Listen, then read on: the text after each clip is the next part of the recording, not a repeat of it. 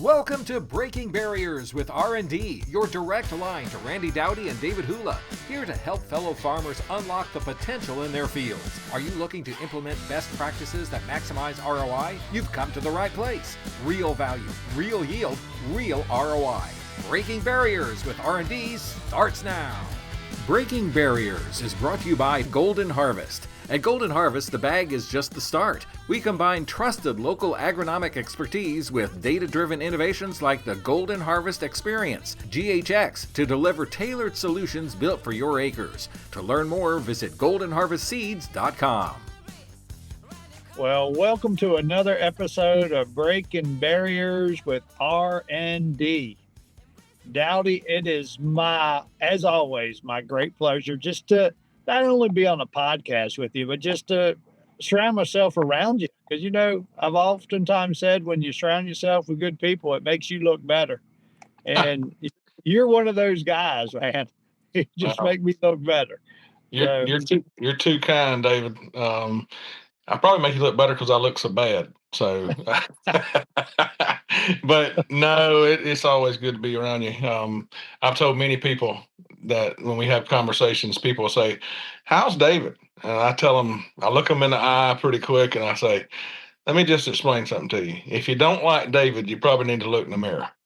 So, if you got David's just a good guy, and I say that to your face, and I say it behind your back. It's always good to be around you. You've been a true friend to me.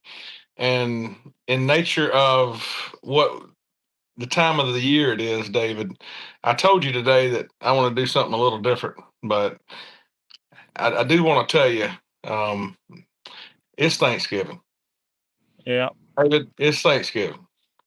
And there's a lot of people that are upset right now and distraught, worried, pessimistic,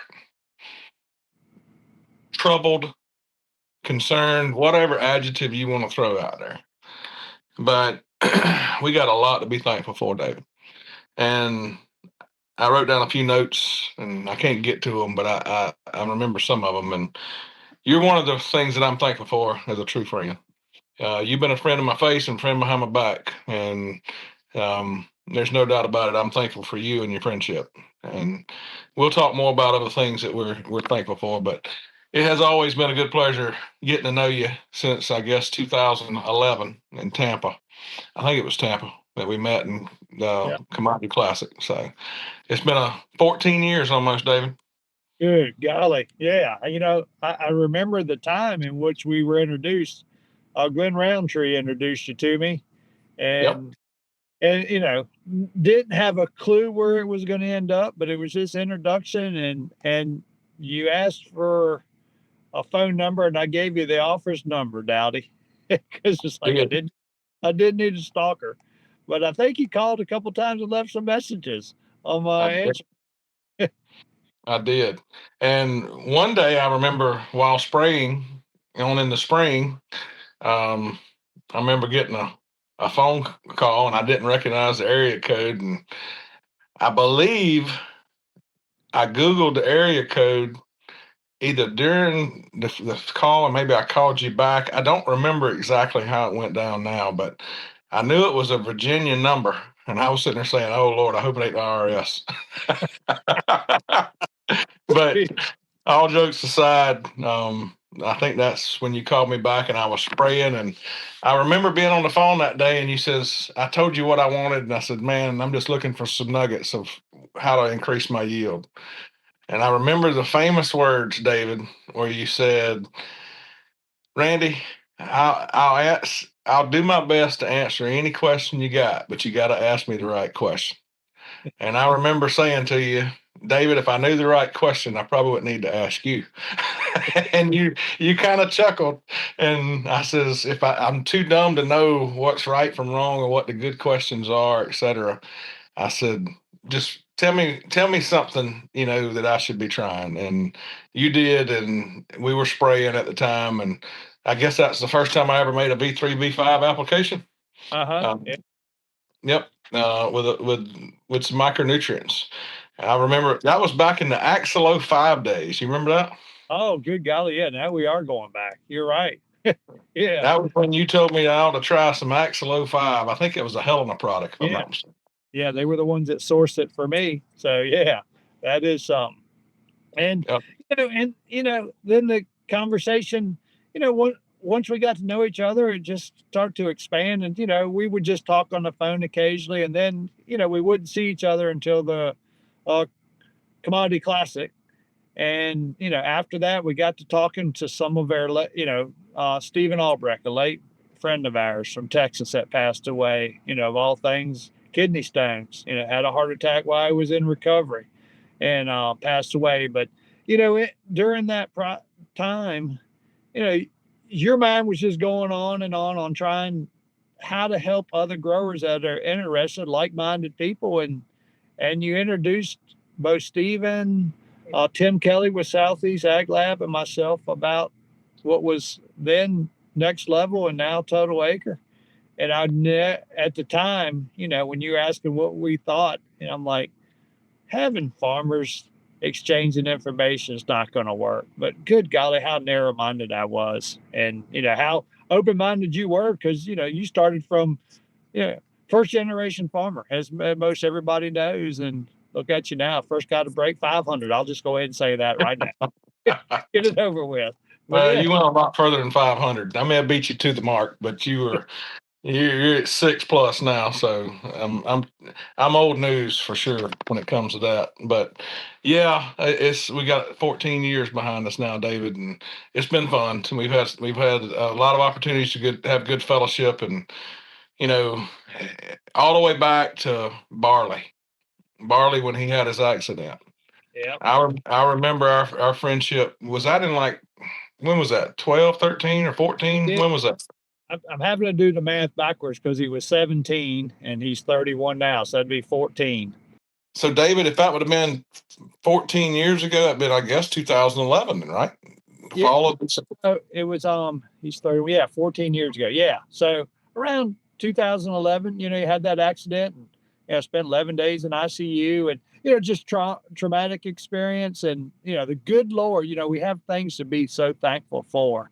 But when I think about it, I still kind of want to get choked up. But the good Lord put so many things in place for him to have a recovery and to have surgery, and just reaching out to people like yourself, just to have that whole chair, the prayer chain going on. Well, David, I remember getting that phone call. I'm pretty sure Glenn told me, and I think Renee is his wife, Yep. was a nurse in that office. And then he got through it. And it wasn't too far along after that. I remember you talked him into going to Dallas, and me, you, and him, and a group of people went to the Dallas Cowboy game. And Yeah. I did my best with him, looking at those Dallas Cowboy cheerleaders, to try to make him feel good as we could feel. There was some talent there for sure. Oh yeah, and the when I asked the doctor, said, "Hey, do you think he's up for it?" He said, "That'll be good. It'll get him to quit thinking about what's going on." And sure, he had those girls. It was as if they were looking right at him the whole time. So, It was a miniature Matthew McConaughey. Are you kidding? All right, right? yeah, yeah. But But I mean, throughout that whole time, you talk about friendship, and you talk about what people are going through, not only with the farming struggles, but, we've had family members pass away. And, I think about how close we are as individuals, but how close we have that relationship with the good Lord that's allowed us to get through some of our struggles. Because, in my friendship with you, my mom passed away, my dad passed away, you've had your mom pass away. So, there's been a lot of struggles, and, we've been able to get through that. And I just don't, I know they talk about farmers or that community, there's high suicide rates. And, this is a tough time of year, not only because of the holiday season, but, the end of the year. So we just, one of the things like we like to end up during our Total Acre events, we get around and we say a prayer, because without that divine intervention, we're nothing, Dowdy. So That's right. it's important to both you and me, and I think that's why we have such a strong friendship bond.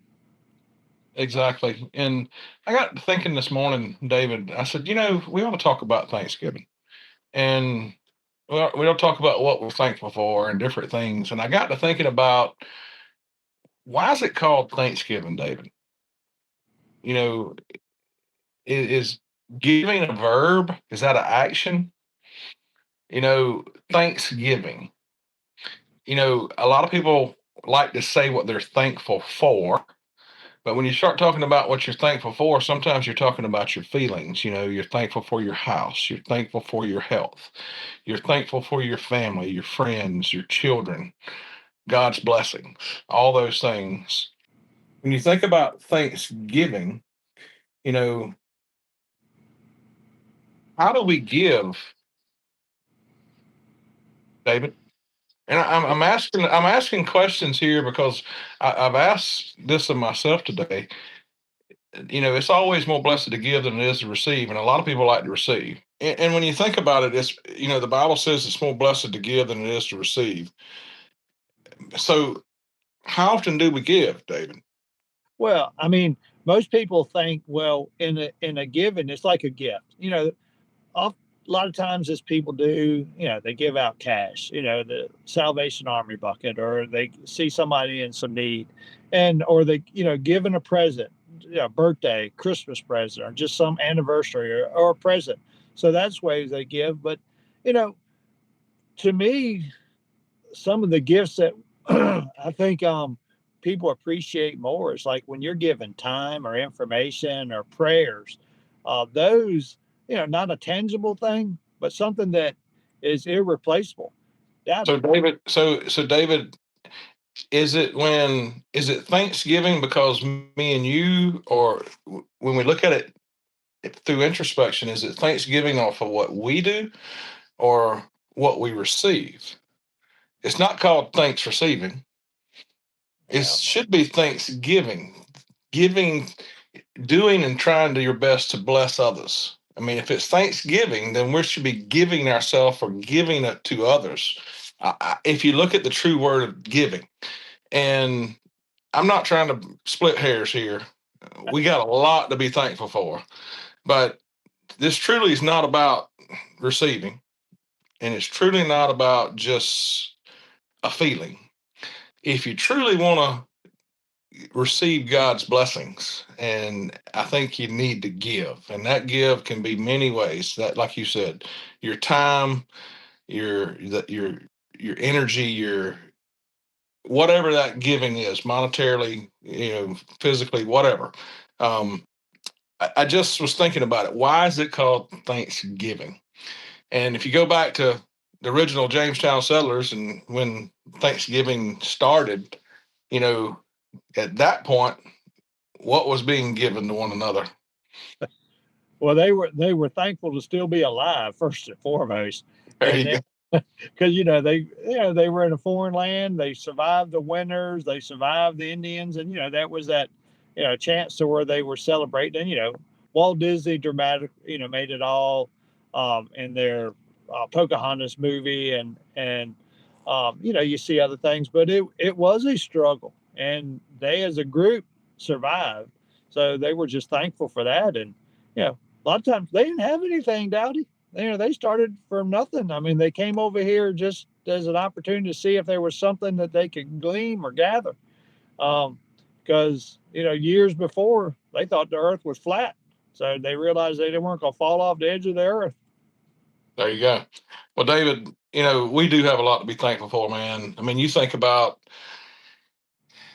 me and you both have had health scares, Yeah, and we still kicking. Thank the Lord. Um, a lot of people take health for granted. I'm thankful for a chance to be able to see my son grow up. I'm thankful for that opportunity to be able to still invest in him with my time and energy and efforts. You know, we take a lot for granted. Life is fragile and life is, you know, delicate. And there's a lot of things that happen, and you don't have to look very far to see how good you really got it. And in this season where there's a lot of woes, people like to think about the bad things that's not normal or the way they wish it would be. If we truly do some introspection, man, David, we got a lot to be thankful for. A lot.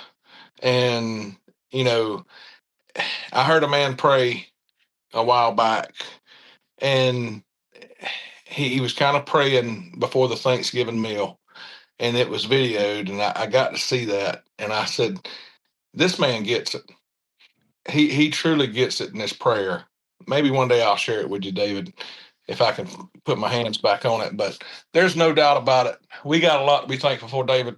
Yep. We've been blessed to be able to make some high yields. We've been blessed to be able to be around people and teach them.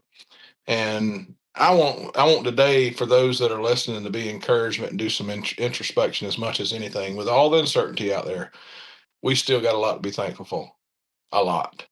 I Yeah. mean, I agree with you, Dowdy. I mean, it starts back with the family. But clearly people have gleaned that good Lord comes first, and we talk about that, and we share that. Not only when we're talking about raising corn or soybeans, but people see that in their actions and works and deeds, and then we have our family. So that the not that it's a cliche saying, Lord, family, and work. That's the way we do it. And when I think about the work portion of it, working with the groups of the farmers that are just trying to learn better, learn more, well, learn better, how's that sound? But try to perform and do better, whether it's yields, whether it's just making more money, or whether they're just trying to follow our lead. That in itself is things that I'm more thankful for, just having a chance to work with all these people, Dowdy, because we're learning as well. We're there trying to help teach and introduce new information to them, but we're learning just as much from them. And then the other thing is, it's as if have become part of their family. You think about the whole Total Acre group. We spend time with them throughout the year, but then when they have a struggle, a lot of them give us a call, and there's nothing better than to be sitting on the phone and saying a prayer with them, or when we get with them. And I am thankful for that. And I think a lot of the people that work around us are appreciative of that as well, Dowdy. I agree. And, you know, we've had a lot of farmers that we've been able to help, you know, at the farming level, but I've had some reach out when they've had some tough times. And, you know, I value the fact that they think that, number one, I can get a prayer through, but number two, that I believe in prayer, and that they would confide in me enough to, hey, please consider this when you pray.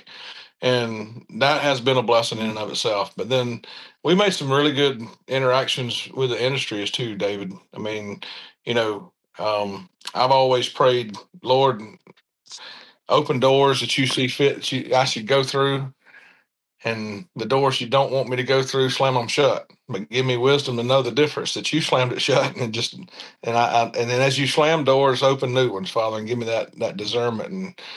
And we've had a lot of good interactions with industry as well that I'm thankful for. Is that's helped us along the way. You said it best a long time ago. You surround yourself with good people, and that's at the farmer level all the way to industry. There's been a lot of good manufacturers out there, products and networking that we've been able to have a cutting edge and get to see things early. That's helped us as well. So I'm thankful for those things. Well, we're thankful, and what it's done, it's allowed um, the whole industry improve. Because how think back before you were engaged, people weren't thinking about just uniform emergence like we do today.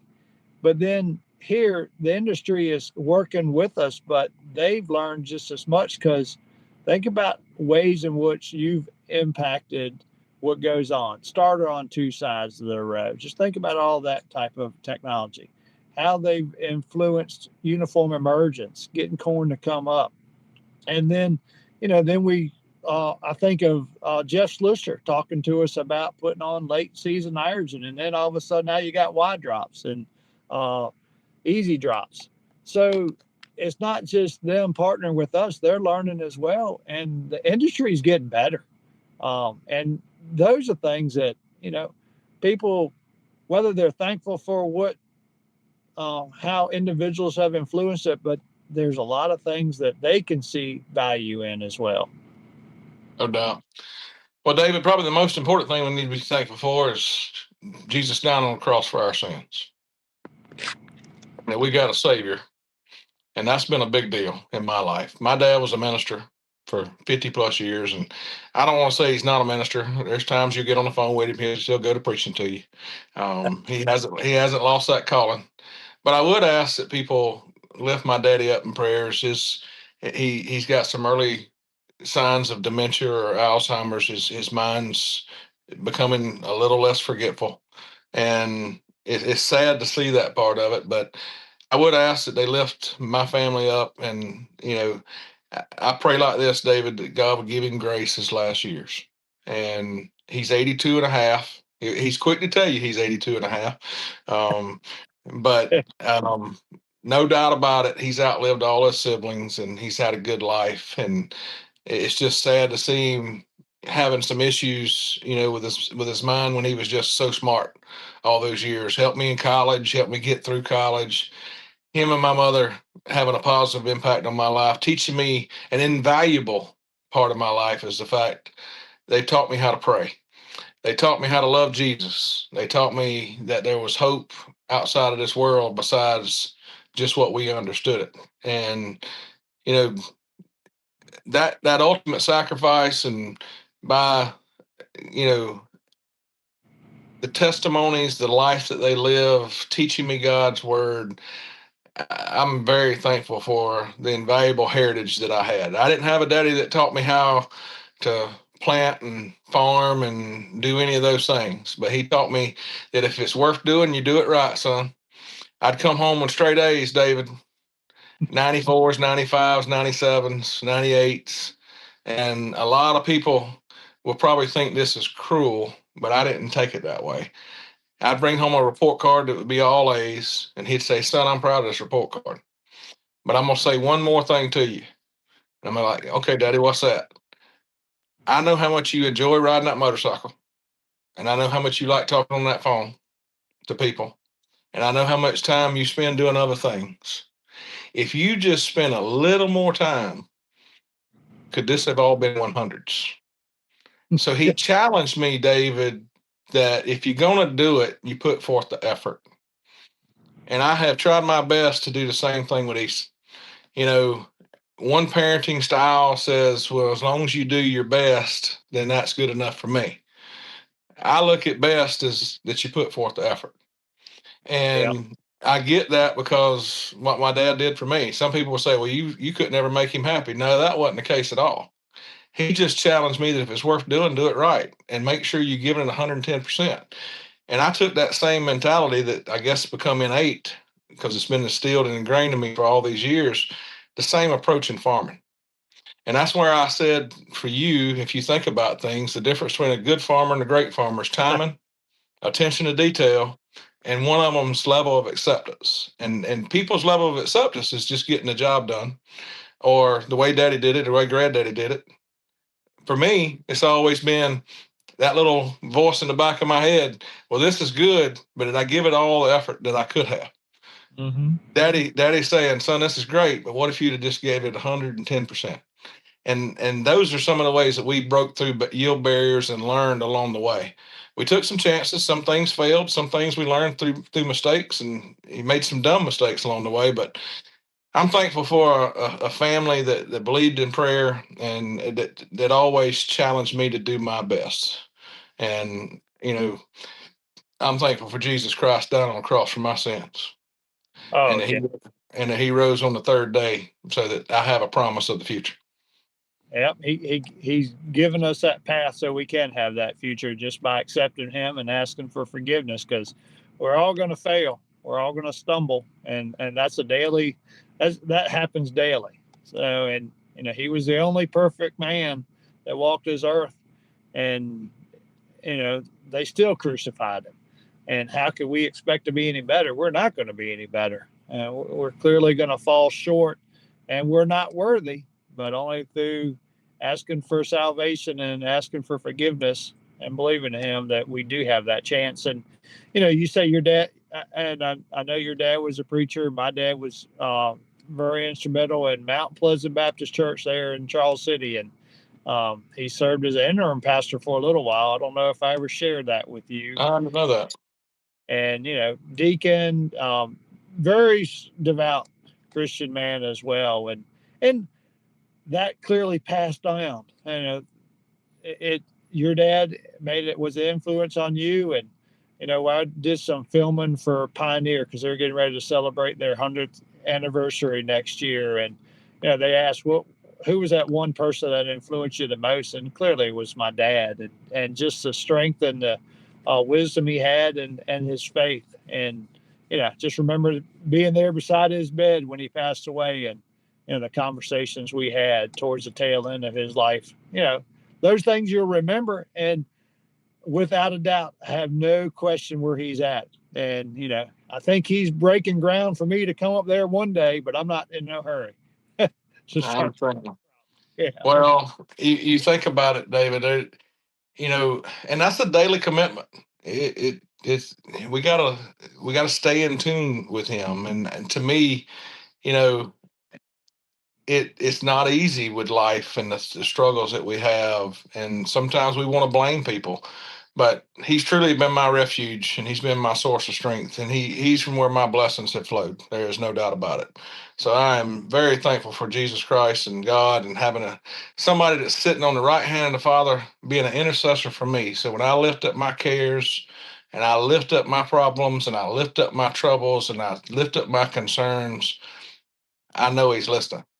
And sometimes, David, we ask for a lot of things. And I think Garth Brooks sang a song, sometimes the greatest gifts are unanswered prayers, as much as answered prayers. We like the answered prayers because we say, Lord, come through and answer. But he knows he's got a role, and he's got a future for us, and he knows the beginning from the end, and he knows all of it. And the main thing we don't want to do is, we got to remember Romans 8:28. All things, not the things we understand, not the things that we can put our head and wrap our head around it and our mind around it. All things are for the good of those that love him. So the struggles that we go through, the things that we go through, if we love Jesus, we got to understand that he's got a plan, and he's going to put more on us than what we can bear, and that all things are for the good of those that love him. And I love him, and I'm not ashamed of him. The Bible says real quick, you ashamed of me, I'll be ashamed of you. So I'm not ashamed of him at all, and I know from where my blessings go and where they come from. So it has been truly a privilege to be able to share our faith along the way with a lot of people. And I felt like with Thanksgiving and the time of the year and the uncertainty and everything else, if people are listening, maybe this will be encouraging to them, that maybe there's a nugget here that people can cling to, that gives them a little more hope and a little more reassurance of that it's going to be okay. Yeah, well, I couldn't say it any better, Randy, but I do know that as people are struggling, they just need to have that one person to come in contact with. And maybe it's not the person that's struggling that's listening to this right now or watching it. It might be somebody that's watching, and they may have a neighbor that, man, I would like to challenge them. If you see somebody that's just, maybe not themselves, just go have a chat with them. Take them out. Go get a beer if that's what they like to do, or take them out away from the farm for a little bit, just to see what's going on. Because too many times, we as farmers, oftentimes we're proud, and we place all these burdens on ourselves, or even whether it's financial, relationships, or just farming. Hey, just came off a drought or some tough year, or you got a collector call on your door. But if somebody's watching and they know somebody that might be having those struggles, just go out there and spend some time with them. try to be that person that intercedes with them, and then don't be afraid. Hey, say a prayer with them. Randy, you and I do that all the time when we're out, and I will continue to do that, because when you're done, usually they seem uplifted a little bit. A season is full of numbers. 21 days scouting fields, 168 hours in the cab, 540 cups of coffee consumed. At Golden Harvest, we know your most important number doesn't just happen. Every result is built by putting in the work and making the right calls with a partner who knows your acres. See how it all adds up beyond the bushels at goldenharvestseeds.com/harvest. With corn rootworm costing farmers up to $1 billion a year, you need the right strategy. Introducing Durastack trait technology, featuring 3 powerful modes of action to strike corn rootworm at full force, outsmart, outmaneuver, and outmatch their every move with the industry's first triple BT protein stack built for corn rootworm control. Take back your yield potential. Make your move at Durastack.com. Available for the 2027 season. Well, David, we would be remiss to not talk a little bit about ag. We spent a few minutes here talking about Thanksgiving and the nature of the season, et cetera. We just got a little bit of rain while we've been sitting here talking. David, it is extremely dry. If you look at the drought monitor, man, they think they have it as exceptionally dry now, which I think is the highest rating. It's right over South Georgia. I know it's dry here, big time. So I'm thankful for that rain we just got. It's no doubt about it. There's challenges all over, but what do you guys, we've been waiting on the rain to try to get a little bit of cover crops planted and do some fall tillage. And the ground's so dang hard, you can't put a piece of tillage in the ground. It's bad. You'll scratch the surface, but you there to do some deep tillage, it ain't gonna happen. The ground's it's gonna come up in boulders. And so with that being the case, what do you guys got going on? Well, we've been doing some little chicken litter, and when we talked, you and I talked the other day, had the applicators come out. They were going to leave the western farm and come to the home farm last night and start spreading. And I said, you know what? The wind's supposed to blow. It is dry. I want all my neighbors to be thankful with me and not against me. So I to just hold out and maybe start spreading Friday. And we got some wind today. So, today's not a good day to be spreading, but we working off some soil sample reports that we've had. We've been spreading lime, small grain, it's up. We're looking at it. We're scouting it. We'll start top dressing it here next month. So things are moving. But we too, we got a 1/4 inch of rain last night. We got 4/10, probably I think about a week ago, but we're dry as well. Usually this time of year, the fields are wet and most everybody's done harvesting. So we could use a more drink of water, but hey, if I got to have it, I'd take it in the summertime too. And then Southeast Ag Lab's going to start soil sampling for us, doing those 1 acre grids next week. So we'll be anxious to see what else we need to do. Do you think you're going to pick up? Obviously you're spreading some lime ahead of some of the soil samples based off of, I guess, some late season soil samples that you had from before. What do you do if something raises its head, 4 or 5 weeks from now, and it says that you still need more lime than what you just applied? How will you address that? Well, we're putting lime on the western farm now, and we had soil samples pulled last December. So we're going off those, and wherever we had corn, we stepped the lime application up 10%. And then if it's irrigated corn, we stepped it up 20% of what, because, we know we put a lot more salt. So, we probably drove the pH down. We're not soil sampling that farm after we put on the lime, just because I get worried it might get a chunk or, where they've done chicken litter. So we're going to hold out, and then we'll pull the soil samples again next fall. Now, everywhere else we're soil sampling because we're focusing on the Henrico area, just as a line. So this litter, this litter you putting out is, I think you said it was broiler litter. Have you had it analyzed just to see what kind of nutrient value is there? Yeah, we do, and you can almost tell by the color which lime it is. So we get the dark lime analyzed. We got the lighter lime color. I said lime. The darker litter analyzed, the lighter litter analyzed, and then there's the little bit more wetter, chunkier stuff. So we got 3 different analysis.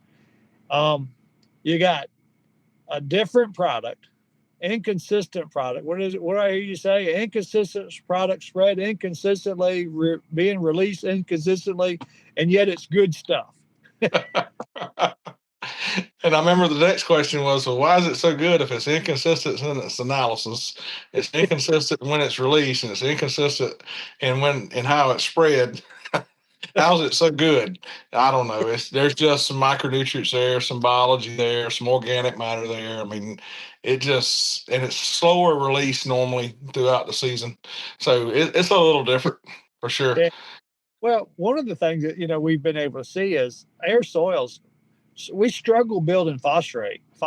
We tried pelletized sludge. We tried sludge, but the chicken litter is the one product. And I haven't done turkey litter or anything, but chicken litter surely does raise the phosphorus levels in the soil. So that's one thing that we've been able to take advantage. Now, spreading it, you got me doing these 1 acre grids. Now I see how inconsistent it is, but we're working on it. What are you seeing for an average of NP and K values from the litter though? Well, we're doing is it like a 333 or 323 or? Yeah, 323 if I had to take an average. I mean, that's kind of where it would fall out. And we're just doing 2 tons. I kid you oftentimes where you have a pile and you spread it with a bulldozer. But we got a good group coming out, and we've done areas previously with 4 tons, 2 tons, and they charge you for this stuff. And, we're freighting it a long way. So it's not the cheapest product out there, but we do see an advantage to it. And it's just part of our program. And before long, most all their acres will have it. It's just taking time. Well, when you get the base saturations of calcium where you want them on the pH perspective, David, I think what you're going to find is if you'll once in a while alternate some of the litter with some laying litter. They put a lot of calcium. They put a lot of calcium in the feed. You'll find that with years of chicken litter, that helps maintain pH too, and you may be able to cut out. I mean, obviously, you want to get your base saturations where you want them, and then let chicken litter kind of maintain it. But I think that's as much as anything is why we didn't have to put down as much lime, because we got a fair amount of calcium from laying litter. We didn't do it but like once every 4 or 5 years, but we would do that, and I mean it helped maintain our pHs as well. So just because of the calcium numbers. So yeah. Well, so just something to consider. Cover crops. I mean, I heard you say something about that. Is that small grains that you're going to take to harvest as planned, or are you doing some cover crops in addition? Maybe that's NRCS related. Yeah. No, we actually got some cover crops. We planted oats. I prefer oats as a cover crop. Got to take my Chick-fil-A break there, Dowdy. Getting a little choked up here. So yeah, cover crops. We prefer oats as a cover crop, and what that does, that breaks that take-all cycle, because rye, barley, and wheat, it's a host for a disease called take-all, and wheat's small grains in their rotation. So we will continue to do that. So we focus on oats. We also did some Austrian winter peas again. We did some last year, planted a little thick, and the winter peas this year, we did both the winter peas and we also had some small grain with it. So that way, we can see if the peas will stand up. And based off what we heard Tim Woodward say several podcasts ago, we'll probably go in and kill some of the oats and then let the Austrian winter peas do their thing. They were just planted later. Tim talked about getting them off to an earlier start. Our focus is getting their real crop in first, and then we did the cover crop. So, Dowdy, I'm a firm believer in cover crops when it doesn't affect our seed portion of our business. No doubt. Yeah. Well, David, it's always good to talk to you, man. I'm waiting on a planter to get here for this year. They're saying January, February. I'll believe it when I see it. Wait a minute. Where are you going to plant first, Michigan or Georgia? Well, ain't no question. We're going to hopefully plant in Georgia and then go to Michigan. There's probably liable to be in end of February, 1st of March. I think Easter's April 6th this year or first week of April. If it's that early, we might even touch getting some, corn planted into February if conditions are permissible. So if we can do that into February, 1st of March, we're going to try to plant some early this year. And then, provided everything's here and, we got some field work to do. We just can't do everything that we want to do simply because of it being so dry. I really don't want to irrigate and create pivot tracks for water to follow over the winter, especially with the amount of terraces we got. That generally is a recipe for washes that we get to fix again. So I'd rather have enough moisture and to do the tillage we have and then kind of leave a stale seed bed there and leave it alone and then get a cover crop up and then kill that cover crop and plant into it. So that's our goal. We were probably 3 to 4 weeks later than what we would normally have cover crops planted. But David, it's so dry, we can't do a thing. So, but we're waiting on a planter. I've had a couple of different companies talk to me about potentially playing with some of their new technology and let's see how it works. So we're probably going to do a head-to-head and may the best man win and see who can, alternate some passes across the field and see if we can get any planter performance, things that we can talk about in the future as to what we're seeing. So, in Georgia, we got options historically, and I'd love for the markets to go up to about $7, $8, and it'd be an easy decision. We could go ahead and plan on planting more corn. But today, we're in that mid fours with a basis that's soft, so it's still not sexy. It says plant corn and we'll make you some money. So we'll determine acreage then. We are going to play with some beans. That's the plan, if everything goes well. So we're like everybody else. There's a little uncertainty. A lot of people in the Midwest are kind of locked into a rotation and they know what they're going to plant. But in the South, we kind of, we can throw peanuts in the mix or cotton or things like that. And, they say there's some programs coming out to help with some of those row crops. We'll see. So we hadn't locked in all our acres yet, but we'll see what's going on. So that's kind of what's going on in Georgia. Thankful for the rain. Thankful for the opportunity to get back out there and let's try it again. So, David, as always, it's my good pleasure to be with you, man. Anything you want to share before we leave and with the farmers out there? Well, continue. Like I like to say, may God bless the seed you sow, but, just being harvested. I just want everybody, if communication's good, talk to your neighbor. I'd like to close with that. Just talk to your neighbor. And if everybody talks to all their neighbors, hopefully things will go along a little better and smoother for those that are struggling. And it has always been a pleasure to be on the podcast or wherever I'm around you. And just wherever, so thankful for all the companies that you mentioned earlier, but any of the companies that have helped sponsor this podcast so we can get it out to the groups. And I also want to give a shout out to Farm Journal for thankful for them reaching out to you and me, Dowdy, so we could do this because podcasts, I don't even listen to podcasts, and yet I'm still doing one. So I hear you. Farm Journal has been a blessing, and we're thankful for them allowing us the opportunity to help get the messages out to growers, and hopefully they'll pick some of this, and it'll be part of some of their other networks or exposure in the media, et cetera. So hopefully they'll pull some from this. But nonetheless, David, it's been good. Happy Thanksgiving. Take care of yourself, man. And we'll talk soon. Take care. Thanks for joining us. We'll see you again soon for another new episode of Breaking Barriers with R&D. Be sure to like and subscribe. And remember, all episodes are available on Farm Journal TV and anywhere podcasts are found.